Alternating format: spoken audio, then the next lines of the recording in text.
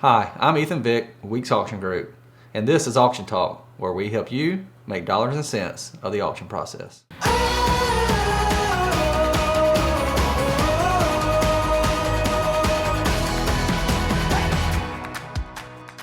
On today's episode of Auction Talk, I want to talk about the difference between a multi-property auction and a multi-par auction.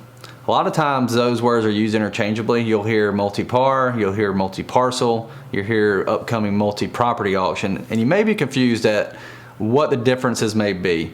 It's not uncommon for us to have both auctions running on our website. If you've been to our website, you've probably seen the two differences.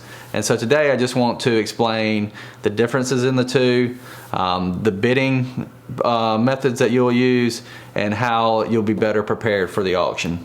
The first one I want to discuss today is a multi-par or multi-parcel auction.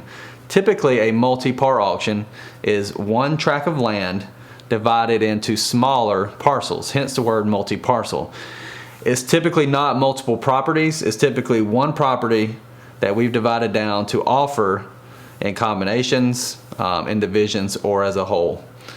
On our website, this type of auction is on a separate platform, and it gives you the ability to bid on individual tracts, combination of tracts, or tracts as the whole.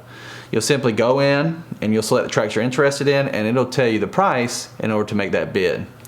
The benefit of offering property this way is that you may be interested in a certain combination, or you may be interested in the property as a whole, and you don't want to run the risk of being high bidder on a single lot without being high bidder on an adjoining lot or maybe the property as a whole.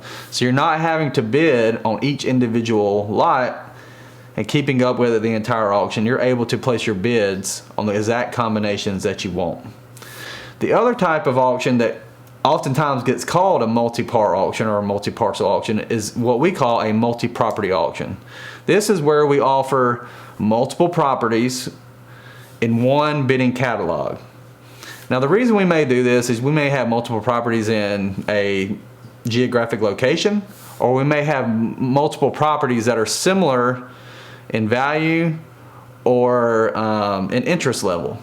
So we'll offer them simultaneously to maximize our sellers' marketing dollars.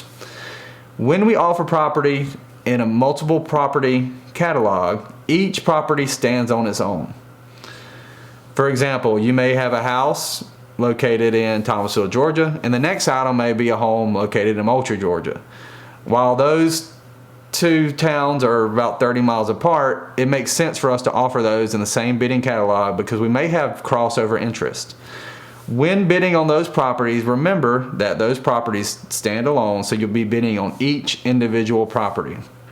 However, the bidding catalogs will end all at the same time. So the bidding will stay open as long as there's active bidding on all the properties. And again, the reason we do this is because there may be crossover interest in the properties. You may have an investor in one area, he may be interested in one property, bidding gets to a certain point, and then he may go to plan B on his property list for the auction. So we leave all the auctions open, they all extend together, so the auction will all end at the same time, but the bids will not be combined into combinations for these type of properties. Each property will stand on its own.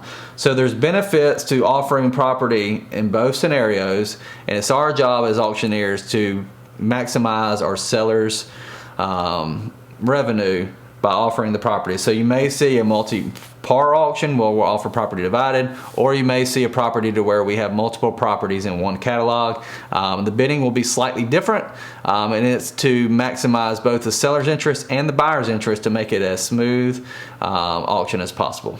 If you enjoyed today's episode of Auction Talk, be sure to subscribe to our YouTube channel and make sure to like us and follow us on Facebook for more updates. If you have additional questions, we'd love to hear them. We'll see you next time.